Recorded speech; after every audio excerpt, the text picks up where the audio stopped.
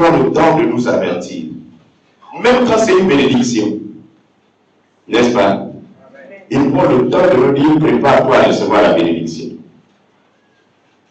Quand c'est un malheur, il prend le temps de nous dire, prépare-toi à éviter le malheur. N'est-ce pas? Pourquoi Dieu va nous avertir alors que la chose doit forcément arriver? Sinon, il fait rien, non? N'est-ce pas? Dieu nous avertit, c'est pourquoi on évite la chose qui doit arriver. La chose malheureuse, bien sûr. Dieu nous avertit pour que nous nous préparons à recevoir la promesse, n'est-ce pas? Donc, Dieu parle à ses enfants, mais souvent on ne prête pas attention.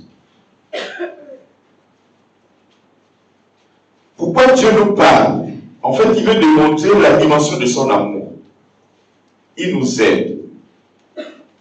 Et il ne veut pas que l'homme périsse. Il ne veut pas que l'homme se réduise. L'humain, qui est fait à son image. Donc, quand il nous parle, par rapport à quelque chose de malheureux, voilà pourquoi vous voyez un rêve. L'enfant en train de mourir, tu fais un accident. Pourquoi tu as permis ça? C'est pour que tu te prépares à écarter ça, à éviter ça. Voilà pourquoi il nous parle. Mais quand Dieu te montre, tu as un nouveau véhicule, pourquoi il te montre? Pour que tu te prépares à te concentrer pour recevoir ta bénédiction. Pour ne pas tomber dans les travers. Donc Dieu nous aime, mais souvent nous ne prêtons pas attention à ces avertissements. Dieu peut donc nous parler à travers des songes, à travers sa parole, à travers ses serviteurs, et il peut parler dans nos cœurs. Parce que n'oublions pas, que tu sois chrétien ou pas, nous sommes d'abord faits tous à l'image de Dieu. Vous comprenez, non? Donc nous avons le divin en nous. C'est ça la vérité. Voilà pourquoi ce que nous déclarons souvent, ça s'accomplit. N'est-ce pas? Parce que nous avons le pouvoir de la création aussi. Dieu nous a fait à son image. Souvent nous proclamons des paroles, parfois même sur les enfants, et ça s'accomplit. Tu sais être comme ton père, et la vraiment donc Dieu nous parle dans nos cœurs. Parfois nous sommes là, mais Dieu nous avertit. Nous savons, nous disons souvent, j'ai senti une intuition. Hein? Dieu est en train de te dire qu'il ne parle pas là. Tu veux aller en ville, tu vas être éclaboussé. Les flaques, en fait, c'était une sortie inutile. Une sortie non essentielle. Donc tu sors là, on t'éclabousse, clac! Tu dis, ah, je vais aller chercher le pantalon, je repars. Mon ami, Dieu est là. Il faut repartir. Il faut aller t'asseoir. C'est non essentiel. Fais ça prochainement. Tu ne sais pas le danger qu'il y a. Dieu parle dans nos cœurs. Dieu parle à travers les songes, mais à travers lorsque nous méditons sa parole. Il parle aussi lorsque ses serviteurs pêchent. Alléluia. Mais les canaux les plus sûrs que Dieu nous parle, c'est lorsque nous méditons sa parole. C'est lorsque nous écoutons la prédication de sa parole. C'est sûr. Parce que le songe, il faut encore l'analyser. N'est-ce pas? Mais la parole de Dieu, lorsqu'on la médite, elle est claire. Lorsque la prédication passe, elle est claire. Et malheureusement pour nous, souvent après avoir écouté un avertissement, un conseil, nous banalisons. Pourquoi nous banalisons? En fait, on joue avec la patience de Dieu. C'est ça qui nous trompe. La patience de Dieu. Parce que quand Dieu dit, c'est pas aussi qu'il fait. Il n'est pas comme ça, c'est pas un humain. Hein? Il dit, il faut faire attention. Si tu ne rectifies pas le tir, tu vas voir ce qui va t'arriver. Tu dis, ah. Dieu dit toujours au pasteur la même chose. Ça m'arrive quoi? Et puis on pense qu'il y a une porte ouverte pour faire ce qu'on veut. Non, c'est la patience de Dieu. Mais il faut faire attention avec la patience de Dieu. Elle peut nous tromper. Parce que souvent, ça nous surprend. Alléluia. Ça nous surprend. La patience de Dieu doit pas nous faire oublier que Dieu a parlé. Dieu parle toujours. Dieu parle. Souvent on dit non, ça ne va pas arriver. Ça n'arriverait pas. Et beaucoup de personnes, ce matin, peuvent confirmer ce qu'elles vivent. C'était Dieu les avait avertis depuis. Depuis très fort longtemps. Mais certaines situations que tu as traversées, tu le sais. C'est lié à ton entêtement.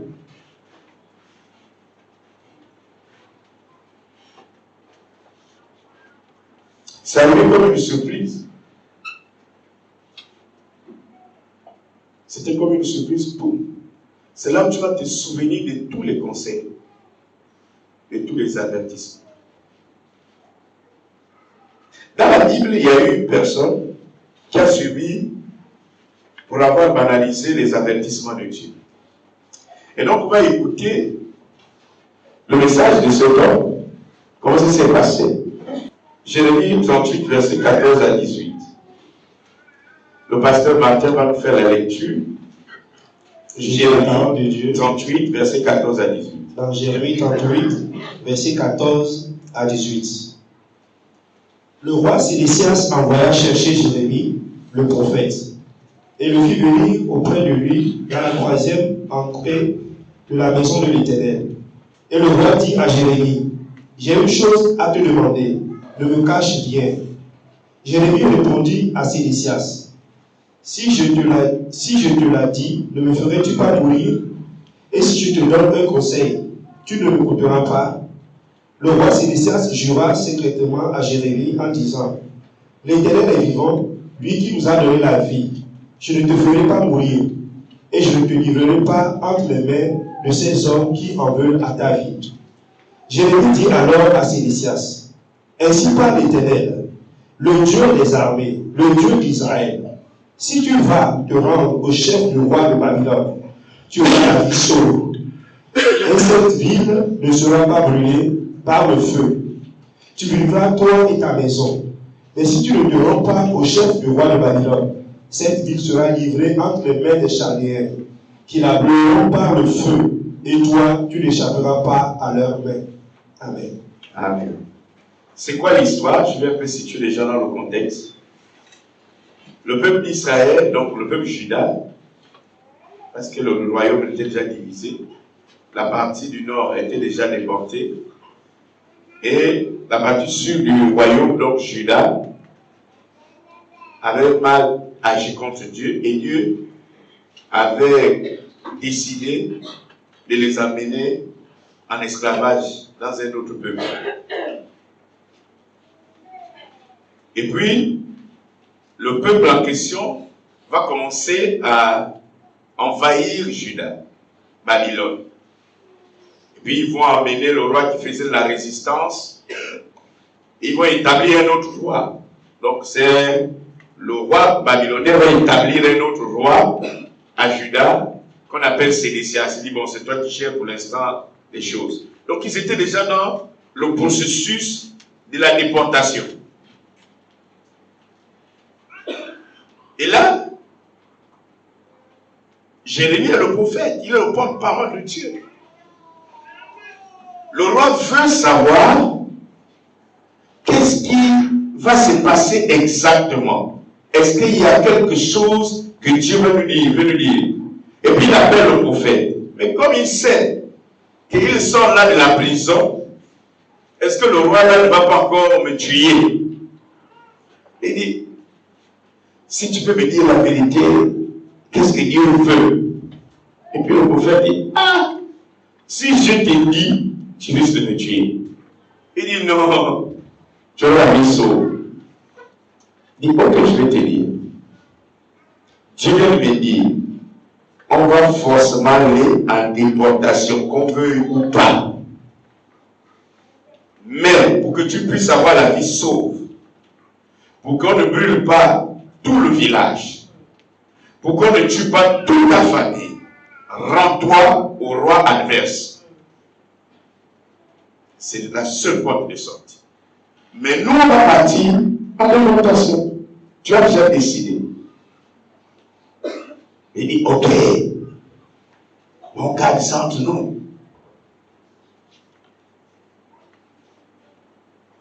Mais pourquoi Sédécias a eu des problèmes par la suite? Vous savez, si on parle comme ça, on va comprendre quels sont les éléments qui ont contribué à Sédécias de ne pas accepter le conseil du prophète. Et la plupart des cas, on est dans ce type de situation. Parce que après, Sédécias n'a pas respecté le conseil du prophète. Même pas un peu. Quand il a appelé le prophète, qu'est-ce qu'il voulait que le prophète le dise? Il voulait que le prophète dise ce qu'il ses oreilles veulent entendre. Alléluia. La plupart d'entre nous, même quand les gens vont voir soit des prophètes, puisque aujourd'hui les nouveaux gars l'appellent comme ça, non? Bon. Quand ils vont voir les prophètes partout là, c'est pour voir.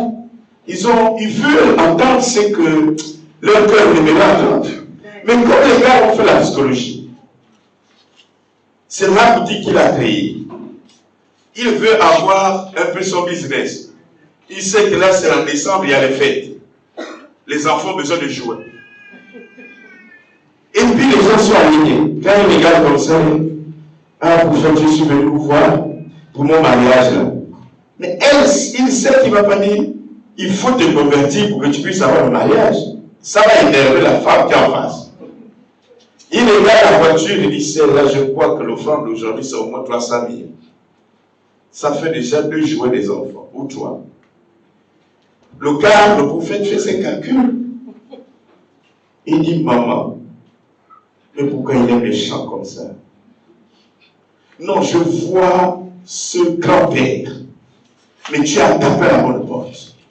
On va faire un gros travail. Il faut que tu prennes 3 jours de jeûne. Mais c'est un grand esprit. Il a posé ton mariage dans un grand hôtel. Et comment on met ça? Alléluia, prophète. Alléluia, prophète. C'est lui. Le père de ma mère.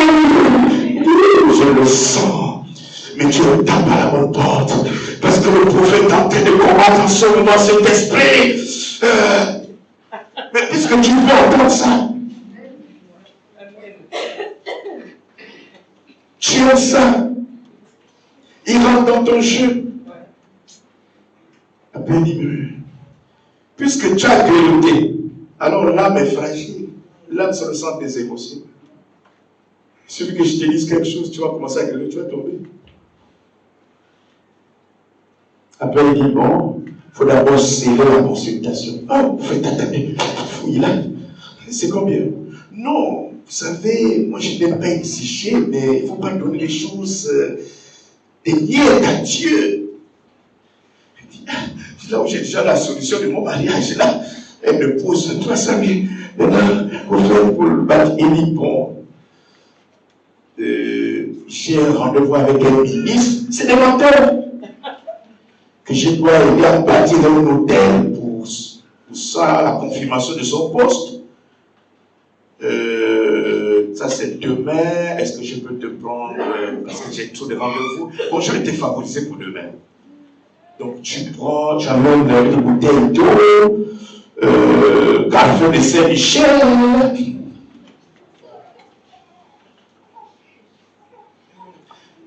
Et puis tu viens, on va faire un grand travail. S'il faut trouver une offrande assez forte, pas moins de 500 000 moments. Parce que Dieu tient compte de ton offrande. Ah! Puisque c'est ce que tu veux entendre. Ouais. Amen.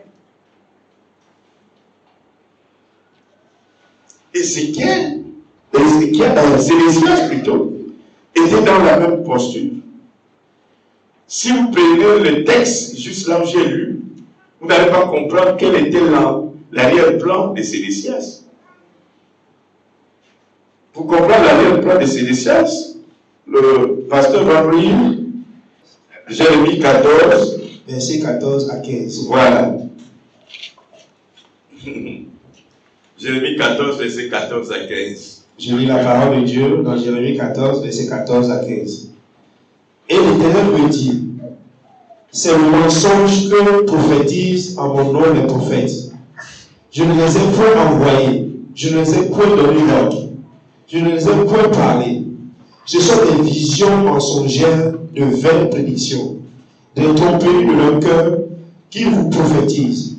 C'est pourquoi ainsi parle l'Éternel sur les prophètes qui prophétisent en mon nom, sans que je les ai envoyés, et qui disent, il n'y aura dans ce pays ni épée ni famine. Ces prophètes périront par l'épée, par la famine. Amen. Voilà.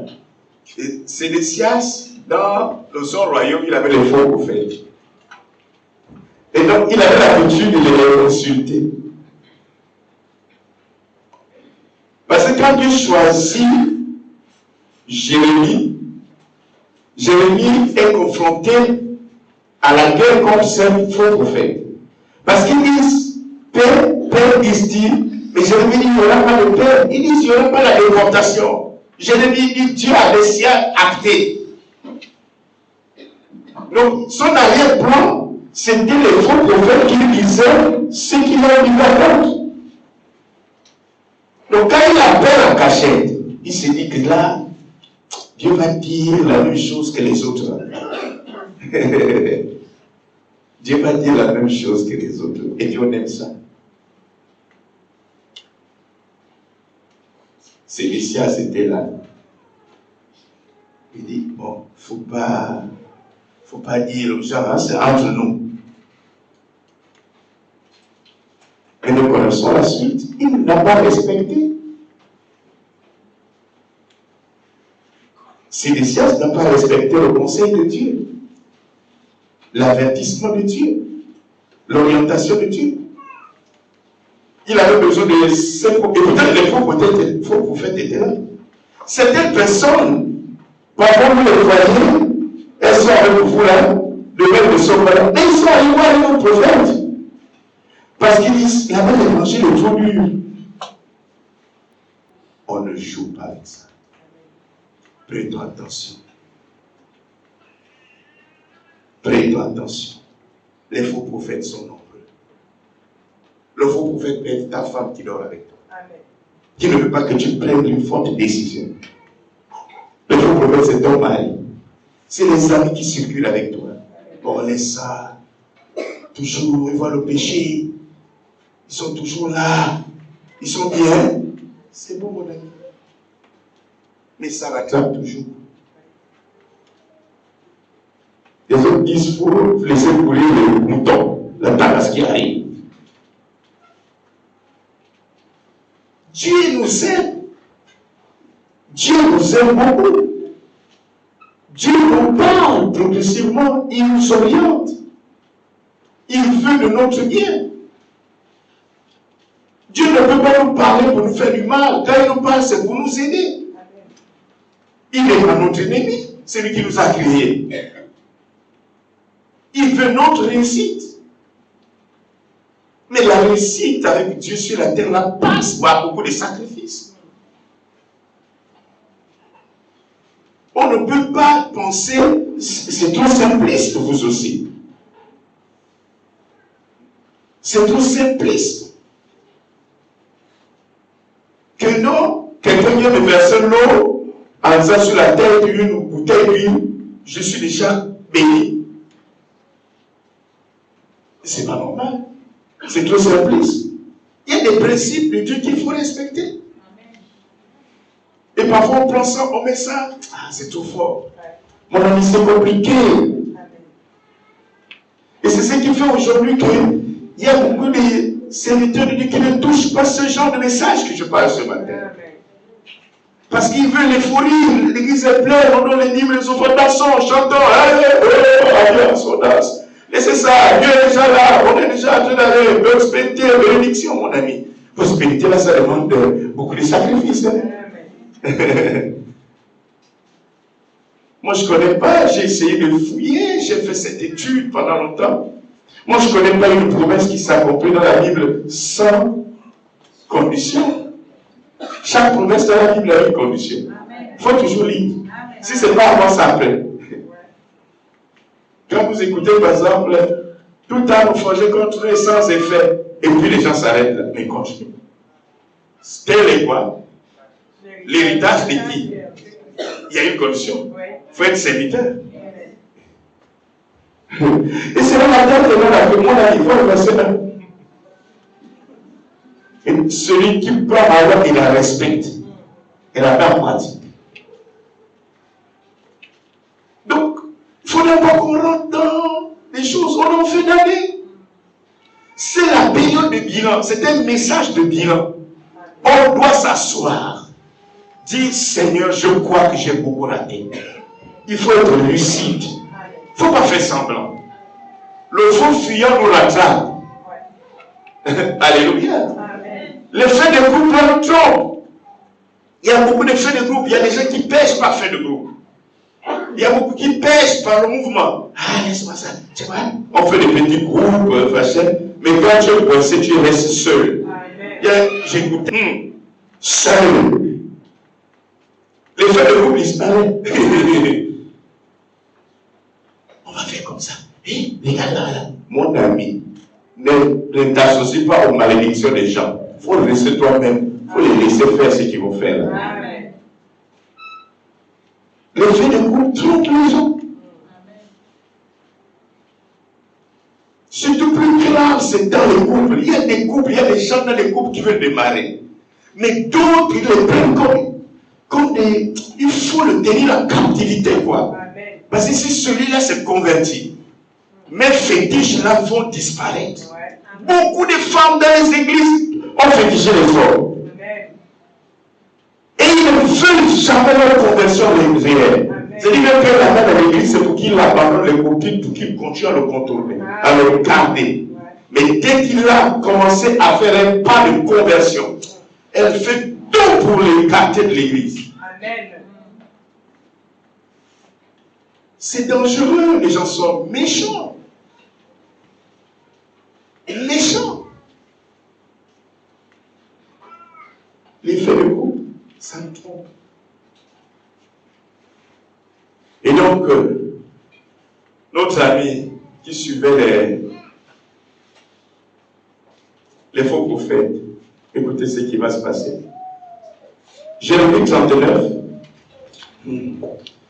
versets 4 à 8.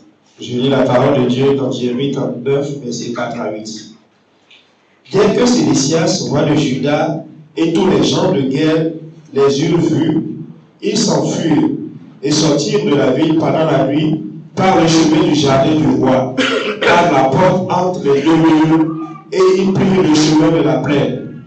Mais l'armée des Chaldéens les poursuivit et atteignit Sédécias dans les plaines de Jéricho.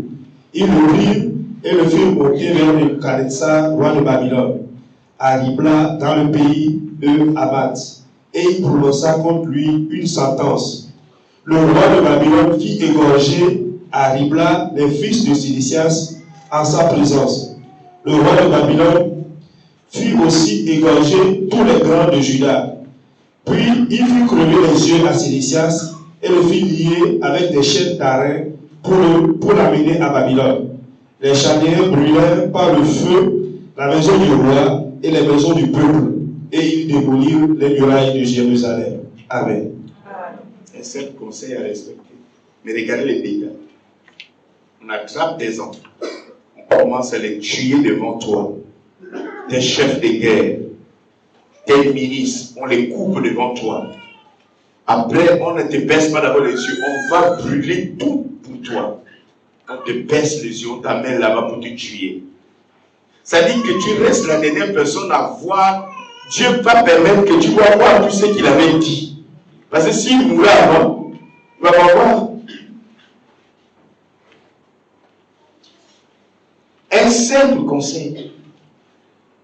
Rends-toi. Les faux prophètes disent, Jérémie, c'est un faux prophète. Il va te tuer, monsieur le roi. C'est dangereux.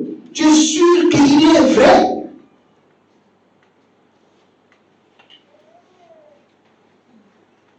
Maintenant, qu'est-ce que vous dites? Monsieur le roi, on va fouiller. Quand ils vont venir, on va les encercler. On va faire comme ça. Il dit, ouais. Quand il va là-bas, les Babyloniens, les Chaldéens, donc les Babyloniens, ils sont là-bas. On les attrape, égorgés. Ça fait mal. Vaut mieux qu'on te tue avant. Mais pas tuer ta famille devant toi. Tu es déjà même mort avant même de fermer les yeux. C'est tellement douloureux. Moi, je préfère avoir la grippe que de voir mon fils avec la grippe. Maintenant, tu tues ta famille devant toi, mon ami. Mais tu es déjà mort. Tu as seulement les yeux ouverts comme ça, mais tu es déjà mort. Hein? Pourquoi? Parce que tu t'es entêté. Dieu nous a avertis. Mais nous banalisons beaucoup ces messages. Chacun de nous, ce matin, tu de se retrouver. Il y a certaines situations qui se passent dans nos vies. Parce que nous-mêmes, nous sommes entêtés.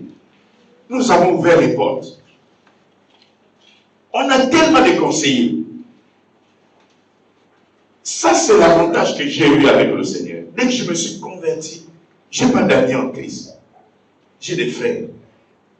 Parce que souvent, les amis en Christ, après le culte, ils te donnent tout le message que tu as reçu. Tu as écouté. Il veut dire quoi?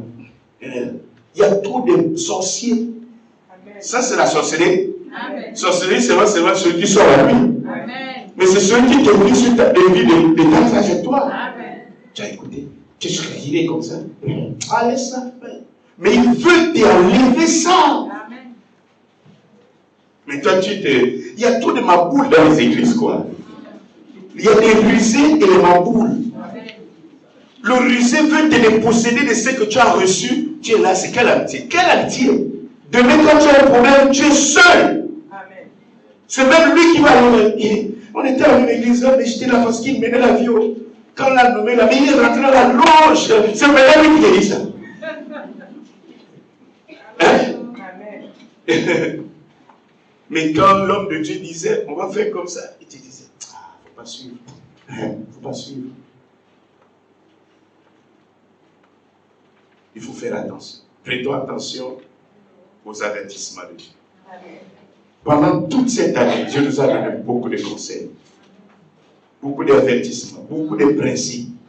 Battons-nous à mettre ça en pratique. Oui, vous savez, quand on vient au Seigneur, quand on vient à l'église, il y a un problème qui nous amène à l'église. Toujours. Maladie, envie de se marier, peut-être le travail, des problèmes des démons, des situations, ça nous amène. Et puis, nous recevons le Seigneur. Dieu commence à faire quelque chose parfois par rapport à cette situation. Mais là, nous couvrons beaucoup de choses. Et là, on se rend compte que mais c'est une mine d'or. Il faut que je reste pour vivre mieux sur cette terre. Alléluia. Amen. Et donc, on doit prendre sa vie au sérieux. On ne doit pas jouer avec ça. Quelqu'un qui est à côté ne peut pas forcément t'aider. Il ne faut pas suivre ça. Il y a tous des rusés dans l'église, dans les églises. Ils sont infiltrés. Même s'ils ne sont pas sorciers de la nuit, ils sont sorciers du jour. Il y a des gens qui n'aiment pas le bien des autres. C'est la vérité. Amen. Dieu t'a déjà mis le truc noir. Shabbat sur la tête. Pour rien. Sédécias, mon ami, respecte simplement. Regardez la suite. C'est ça. Alléluia. Amen. Combien d'efforts as-tu fourni en essayant de respecter cette année les principes de Dieu? Combien d'efforts? Trop de distraction. Dieu veut simplement qu'on applique. Il faut simplement appliquer. Il n'y a pas d'autre secret si ce n'est pas l'application des simples principes de Dieu. Même si c'est dur, applique, tu verras la suite. Amen. Le problème avec le chrétien, c'est qu'on est lui-même plus galante. Nous, on a nos vertus, donc les fruits qui sont développés par la présence du divin en nous. Peut-être la patience. Est-ce qu'on t'a dit, applique le principe là. Tu veux que dès que j'ai donné aujourd'hui là, je crois que demain, ils ont dit que dès que tu donnes l'offrande en nature pour les plus faibles là, demain là, c'est sûr que le patron va m'appeler pour me donner déjà la promotion. Mon ami, Dieu ne fonctionne pas comme toi. Il a dit fais seulement. Il fera le reste. Amen. Il va te surprendre. Il surprend toujours. C'est comme ça qu'il fonctionne. Fais seulement, il va te surprendre. Alléluia. Amen. Il y a certaines personnes qui sont arrivées ici. Dieu ne les a pas forcément guéris le même jour. Mais ils étaient là, assidus, ils suivaient. Mais un jour, Dieu s'est souvenu de ces personnes. Amen. Dieu fait toujours. Dieu n'est pas, il connaît nos intentions. C'est pas, nous ne sommes pas les premiers que Dieu a fait des choses. Il a guéri 10 lépreux. Parmi les 10 lépreux, il y avait 9 juifs. Ils ont parlé. Dès qu'il a guéri, ils ont parlé. Un est venu dire merci. Dieu connaît nos intentions. Il sait que celui-là vient là pour chercher la guérison. Mais il veut d'abord qu'il s'asseye, il comprenne qu'en dehors de la guérison, il peut mieux vivre sur la terre, bien à l'aise. Le royaume de Dieu est bien. Voilà pourquoi tu vois, je veux la délivrance, pasteur. Mais il veut ça. Dès qu'il a ça, il part. Dieu connaît tout ça. Il y a certaines personnes qui se demandent pourquoi. Mais parce qu'il sait que dès qu'il va te faire ça, maintenant, tu ne vas pas pardonner. Voilà pourquoi il attend que tu comprennes d'abord les principes. Alléluia. Amen. Dieu nous aide. Dieu nous aide. Il faut faire attention. Il y a des aveugles qui conduisent d'autres aveugles. Quand tu vois que celui-là c'est un bon aveugle, il ne faut pas aller là-bas. Il faut chercher l'autre qui voit quand même, au moins bon. Et il veut te montrer. Mais celui-là est mieux que moi. Moi, je vois un peu, mais lui-là, il ne voit même pas. Il va m'amener où? On va aller se couler à mer là-bas. Il faut savoir faire le choix de ses amis. Des personnes avec qui on parle, même à l'église. C'est écrit, c'est pas moi qui l'ai inventé. 1 Corinthiens, je crois, 15-33. Hein? Paul n'écrit pas aux païens. Il écrit aux chrétiens de Corinthe. Et puis il dit aux chrétiens de Corinthe, là, parmi vous, là, il y a des fausses compagnies. Est-ce qu'il a dit, voilà, il dit parmi vous. Il dit, attention aux mauvaises compagnies parmi vous, là. Donc quand tu quittes la personne, lui c'est toujours des pics là. Il faut faire comme ça. Hein, tu fais demi-tour. Quand il dit, ah la soeur, là je suis un peu occupé. On va voir ça. Et bien c'est le courage. Parce qu'il y a des gens qui sont des sorciers du jour. Amen. Ils ne font qu'aller, ils savent qu'il y a la bénédiction qui arrive déjà chez Maman Lucia. Donc ils viennent seulement. Maman Lucia, ça va, je vais venir là-bas, on va avoir une retraite depuis. Toi-même à l'église, tu as du mal à prier. C'est chez elle que tu vas faire retraite depuis. Parce qu'il a vu ta bénédiction venir. Il y a des gens qui sont animés d'un esprit bizarre. Amen. Ils n'aiment pas le bien-être des autres. Amen. Ils ne sont pas heureux de voir les autres heureux. Amen. Tout ce qui est, c'est la nouvelle voiture. Hein? Et que lui, hein? Et qu'il est là, hein? Mais comment les gens sont comme ça? Là, c'est le mauvais cœur. C'est la sorcellerie. Moi, j'appelle ça la sorcellerie du jour. Parfois, même si la personne ne sort pas la nuit, mais il sort le jour pour bloquer les autres. Amen. Oh. Mais il faut aimer, il faut être heureux. Heureux, tu vois, quand tu arrives, on ne fait pas les trucs que fiche bilan là pour rien. Il faut quand tu regardes, tu observes, tu fais des entretiens, tu es content de voir quelqu'un. Il est heureux, il est en train d'avancer. Tu dis oui, Seigneur, merci. Donc l'évangile là, je ne prêche pas en vain, ça me rentre, les gens prennent. Et puis ça motive, c'est sur le feedback. Pour le pasteur, il est motivé. Il est content. Alléluia. Il est content, il veut voir les gens heureux, il veut voir les gens guéris, délivrés, témoigner de la grâce de Dieu. Il y a des mariages, les gens font des enfants, présentent les bébés, hein? Les gens font des baptêmes, il y a des gens qui gagnent des emplois, qui sont élevés en dignité, et ainsi de suite. Ça fait du bien. Et on est content. Il y a des gens qui se réconcilient dans des couples. C'est ça, l'Église. Et ça, on doit être heureux. Mais il y a des gens qui ont mal de voir les autres comme ça. Même le fait d'avoir l'autre réussir dans un établissement, réussir dans un examen, réussir. Toujours le témoignage pour dire que quoi? Mais parce que, mon ami, tu vas te faire du mal. C'est là où les gens ont beaucoup de tension. Hein? Tu es sûr? Tu es sûr? Là où il est trop proche du pasteur, là. Tu es sûr? C'est l'homme du pasteur, non?